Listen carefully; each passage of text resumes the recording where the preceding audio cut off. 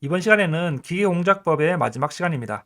지금 여러분들이 화면에 보이는 연사, 그 다음에 구멍을 뚫는 드릴, 그 다음에 넓히는 보링, 그리고 브로칭, 슬로팅, 정밀 특수가공 이런 것들에 대해서 간략하게 살펴보고 문제를 풀어보도록 하겠습니다. 깊이 있게 상세하게 설명을 하다 보면은 시간도 늘어나고 여러분들이 공부할 양이 많아지기 때문에 시험 문제 위주로, 시험에 나오는 것들 위주로 보도록 하겠습니다. 오늘 하는 내용 중에서는 연사학이 가장 중요한데요. 연삭 숫도를 회전시켜서 공작물이 이렇게 있습니다. 공작물의 연삭 속도를 이렇게 회전을 시켜서 키워드는 극히 소량씩 깎아낸다. 그러니까 절삭 가공처럼 많이 깎아내는 것이 아니라 연삭은 조금씩 소량 깎아내는 가공법을 얘기합니다. 그래서 연삭 속도의 3요소 입자, 기공, 결합제 요거 뒤에다 가서 다시 한번 배우겠습니다. 연삭 가공 이렇게 종류가 있는데 이런 것들 중에서 센터리스 연삭기가 가장 시험에 많이 나옵니다. 여기 보면 센터리스 연삭은 센터와 척, 그러니까 센터가 없다, 리스가 없다라는 것에 영어로 하는데요. 센터리스, 센터가 없다라고 생각을 하면 됩니다. 공작물이 있는데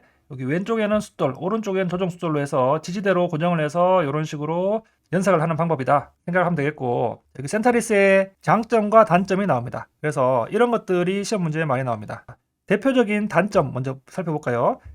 긴 홈이 있으면은 센터리스로 가공을 못합니다. 그리고 큰 대형 중량물은 안 되고요. 숫돌의 폭보다 긴 공작물은 연삭할 수 없다. 자, 이런 것들이 나옵니다.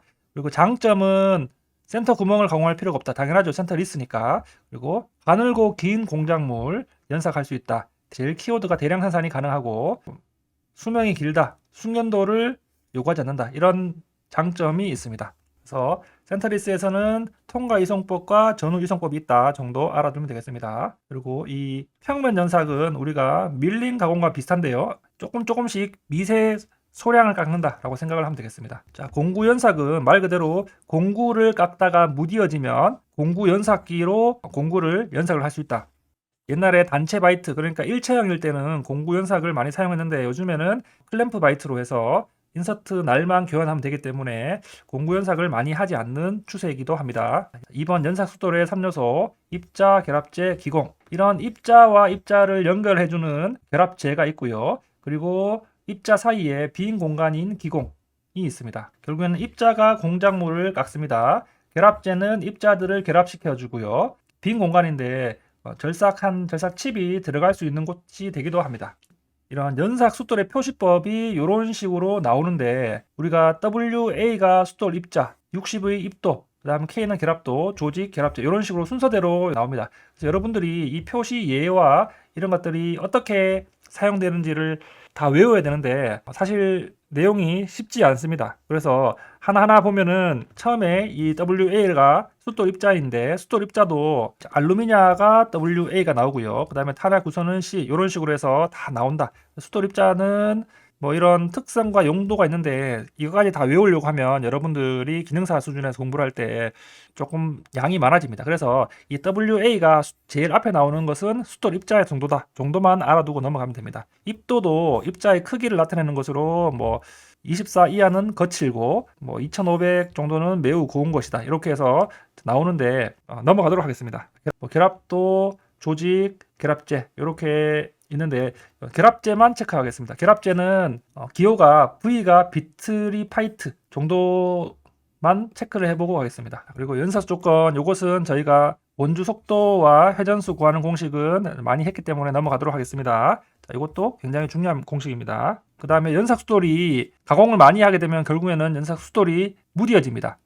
우리가 필터 배치처럼 무디어진 숫돌이 자생작용에 의해서 둔화된 숫돌이 탈락되고 새로운 입자가 나타나면 되죠. 이런 자생작용을 방해하는 것들이 세 가지가 나오는데 시험에 자주 나옵니다. 눈매움, 눈무딤, 입자 탈락 이렇게 나오는데 키워드를 보세요. 눈매움은 결합도가 높은 숫돌로 연한 금속을 연삭하면서 키워드는 표면에 기공이 메워져서 연삭 성능이 떨어지는 현상 이렇게 나옵니다.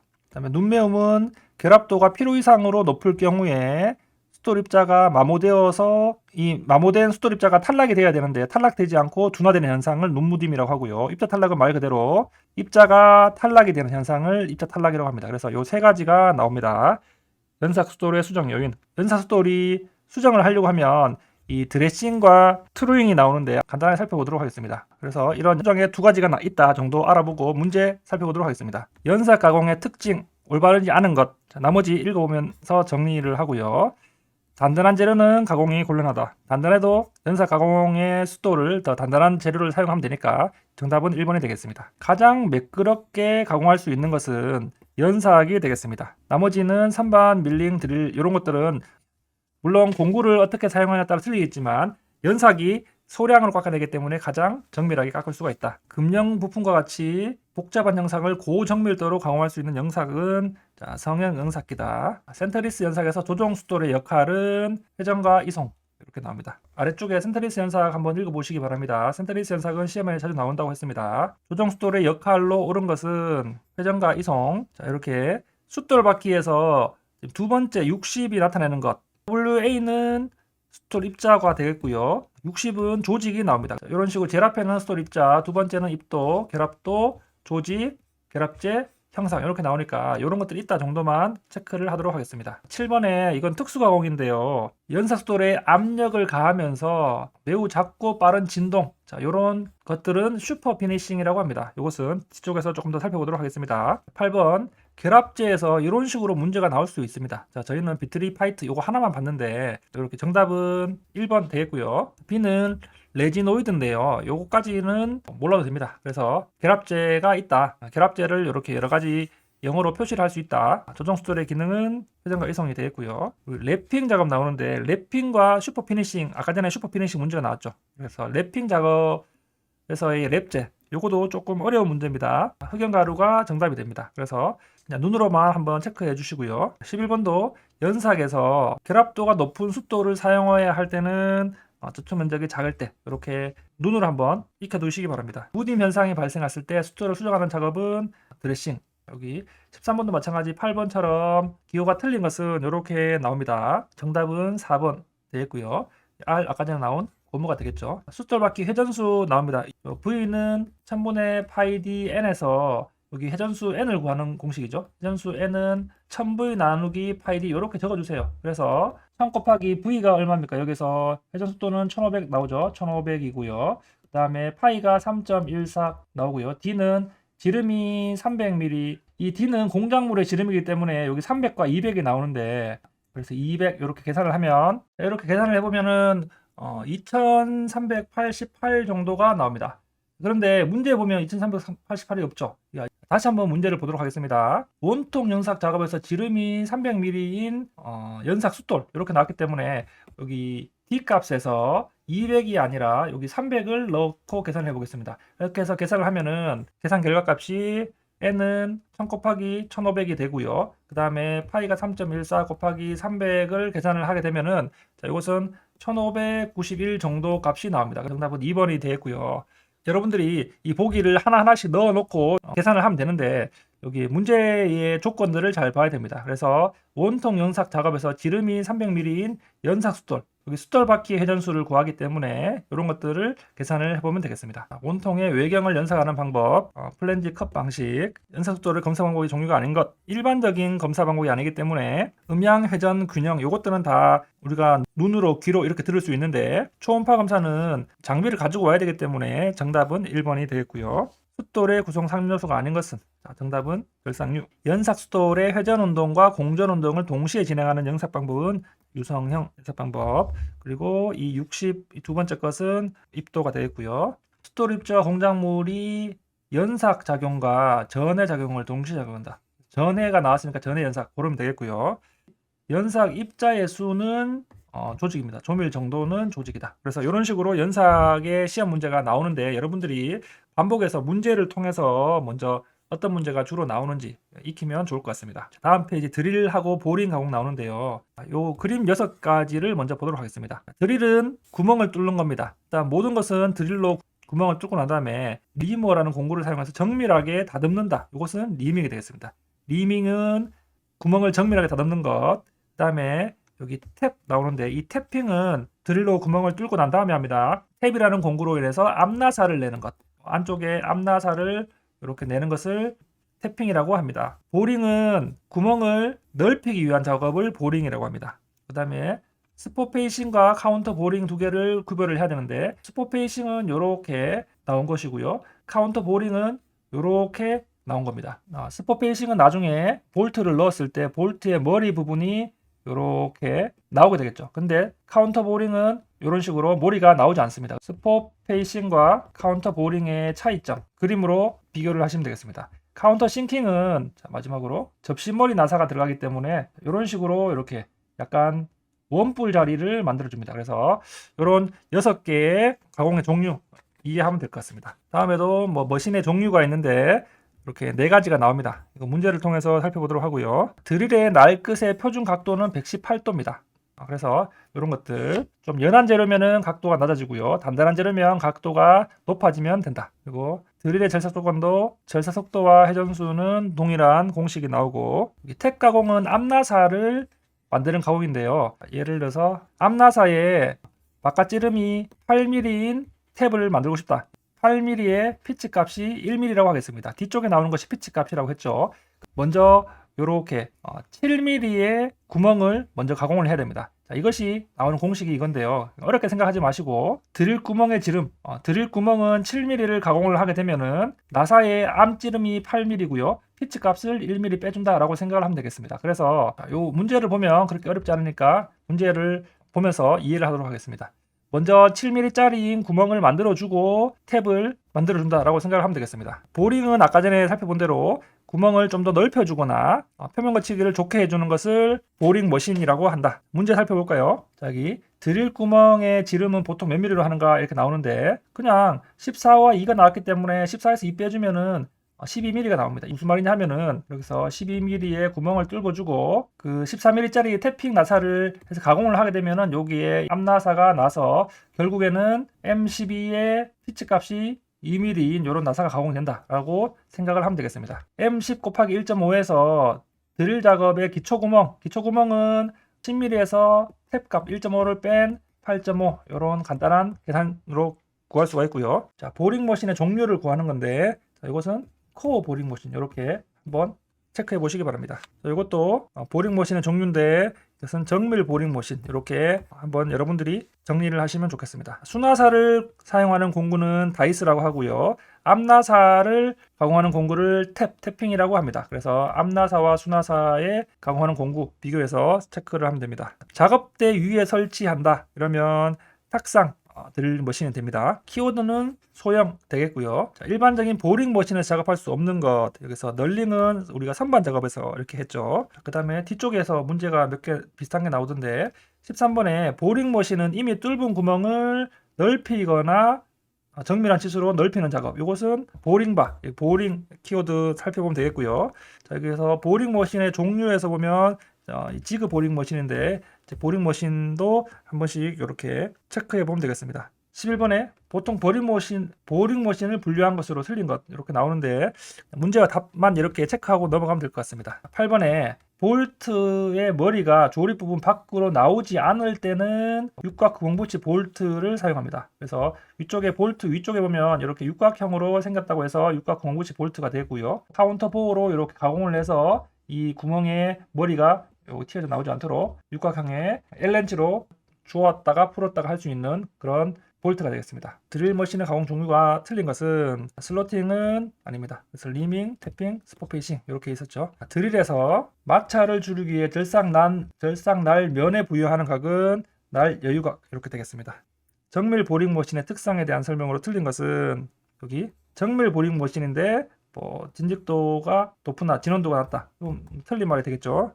표면을 평탄하게 가공하여 체결이 잘 되도록 하는 것.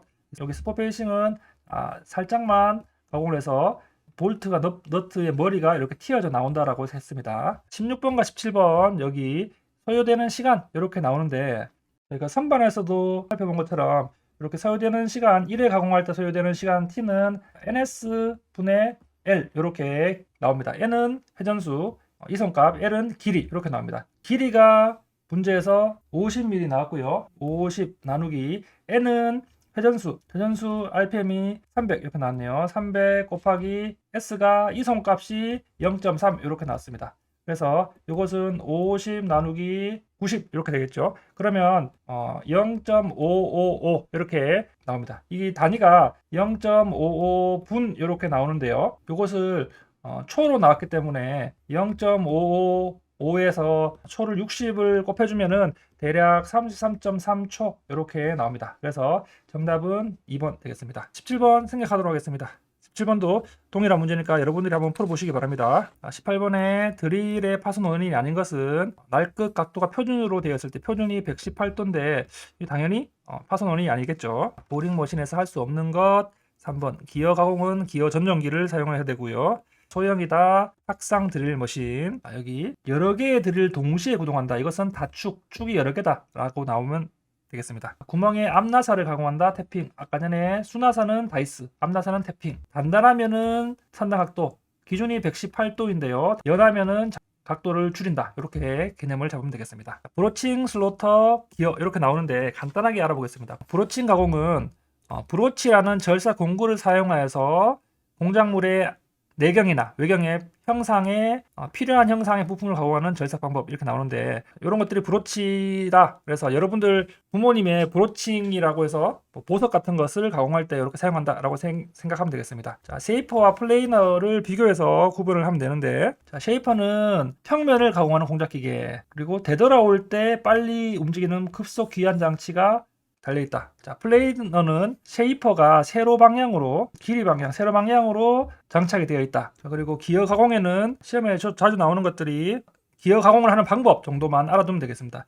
총형 커터에 의한 방법, 형판에 의한 방법, 그리고 창성법에 의한 방법, 그리고 호빙 머신에 의한 방법, 그리고 마지막으로 기어 쉐이프에 의해서 기어를 가공할 수 있다 정도 체크하고 문제 살펴보도록 하겠습니다.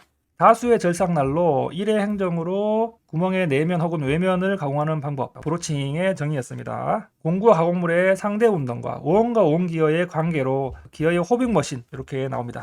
호빙 머신 이렇게 나왔는데요. 이 기어가 오음과 오음 기어입니다. 그래서 이렇게 문제 살펴보았고 4번도 마찬가지로 브로칭 머신에 대한 설명입니다. 읽어보시고 브로칭 머신에서 이것은 수평 브로칭 머신이고 6번에 회전 운동을 왕복 운동으로 변환시킨다. 그 다음에 스플라인, 세레이션, 내경키 등을 가공한다. 이것은 슬로팅 장치. 그 다음에 기어 절삭기에서 정밀하게 다듬질한다. 이것은 기어 쉐이빙 이렇게 체크하면 되겠습니다. 시험에 자주 나오는 것들은 아니니까 개념 정도만 익히고 넘어가면 되겠습니다. 정밀 입자 가공 그 다음에 특수 가공 이렇게 나오는데요. 우리 연살 가공과 비슷한데 1번에 랩핑, 2번에 호닝, 3번에 슈퍼 피니싱이 나옵니다. 어떤 것들인지 랩핑은 공작물과 랩 사이에서 랩젤을 넣어서 압력을 가하고 상대 운동을 해서 표면 거칠기가 매우 우수한 가공면을 얻을 수 있는 것입니다. 그래서 랩핑액을 사용하냐 사용하지 않느냐에 따라서 나누어지는데 이러한 것들이 있다. 그리고 호닝은 원통의 내면, 구멍의 안쪽을 정밀하게 가공하는 것입니다. 그래서 혼이라고 하는 공구를 구멍에 넣어서 직선 운동을 하기도 하고 회전 운동을 하기도 한다. 그렇게 해서 나오는 것이 호닝. 그다음에 슈퍼 피니싱은 압력과 진동을 주어서 고정밀도로 표면을 다듬질하는 것. 그래서 여기 슈퍼 피니싱 그림도 한번 체크해 보면 되겠습니다. 그 다음에 방정 가공은 영어로 EDM입니다. 전극을 음극으로 하고 공작물을 양극으로 해서 전기를 통과해서 불꽃이 일어나면서 그 불꽃으로 공작물을 미세하게 가공하는 것인데 특징들이 이렇게 있고요. 초음파 가공도 마찬가지입니다. 초음파를 사용해서 미세하게 다듬질한다. 특징 이렇게 간단하게 읽어보면 되겠습니다. 전해 연마 마찬가지로 그런 특징은 공작물을 플러스 그 다음에 아연이나 구리 등을 음극으로 해서 양극의 용의 작용을 사용해서 표면에 절삭을 하는 것을 전해 연마 이렇게 그리고 전해 가공도 비슷하게끔 나오는데 이런 것들 여러분들이 특징 읽어보면 되겠습니다. 그래서 시험 문제는 이런 것들을 비교하는 문제가 나옵니다. 랩핑 작업에서 랩제로 거리가 먼 것은 이렇게 나오는데 사실 이렇게까지 문제가 나오진 않지만 정답은 4번이고요. 랩핑의 장점과 단점 이런 것들 용도 이런 것들을 한번 살펴보면 되겠습니다. 랩핑의 설명으로 옳은 것은 산화규소나 산화알루미나가 쓰인다. 여기 산화규소 산화알루미니아가 이렇게 쓰인다. 문제가 이런 식으로도 나오죠. 나머지 이런 보기들이 틀린 보기인데 여기 아래쪽에 이 설명들을 한번 체크해 보시기 바라겠습니다. 3번 이송을 주면서 진동을 준다. 슈퍼 피니싱 이렇게 체크하시면 되겠습니다. 4번에 가공물을 양극, 그 다음에 구리 아연을 음극 이렇게 나오면 바로 전해 연마 체크를 하면 되겠습니다. 전해 연마의 특징에 대한 설명으로 틀린 것은 이 특징이 특수 가공은 복잡한 영상을 넣을 수 있습니다. 그래서 복잡한 가공을 가공할 수 있는 것이 큰 특징이다 생각하면 되겠습니다. 여기서 금속 소리 전극 나오는데 NC 나오기 때문에 와이어 컷 방전 가공 이렇게 체크하면 되겠습니다. 여기서 와이어 컷 방전 가공에서 전극 재질로 일반적으로 사용하지 않는 것 이런 문제가 나오는데 눈으로만 체크하고 넘어가도록 하겠습니다. 8번에 일감 양극 전기에 의한 화학적 용해 작용 이렇게 나오는 것은 전해 연마. 자, 그리고 뒤쪽에도 뭐 문제가 있는데 제가 여러분들한테 프린터해서 나눠주진 않았습니다. 그래서 이런 문제들이 있는데 9번에 방전 가공의 구비 조건으로 틀린 것은 정답은 1번이 되겠고요. 10번에 호빙 머신으로 가공할 수 없는 기어 스파이럴 베벨 기어 와이어 컷 방전 가공에 대한 설명으로 틀린 것은 자, 정답은 재사용이 가능하지 않습니다. 그리고 비절삭 방법의 호빙은 절삭 작업이죠. 단조, 압연, 주조는 비절삭 작업이다. 13번 많이 살펴본 것대로 전해 연마고요. 양극, 뭐 음극 이렇게 나오면 이런 것들 키워드 호닝에서 가공액으로 사용하는 것은 등유를 사용을 합니다. 15번에 컴파운드를 상자 속에 넣어서 회전이나 진동을 하고 구멍의 내면을 다듬질한다. 이것은 배럴 가공 되겠습니다. 이런 것들 한번 눈으로 체크를 하시기 바랍니다. 많이 나오는 문제는 아니지만 눈으로 한번 본 것들은 나중에 시험장에서 기억이 날 수도 있고요. 그리고 이런 문제를 맞추냐 못 맞추냐에 따라서 여러분들의 합격이 달라지기 때문에 이런 문제들까지 한번 공부를 해 주시기를 바라겠습니다. 자, 그러면 이상으로 수업 마치도록 하겠습니다.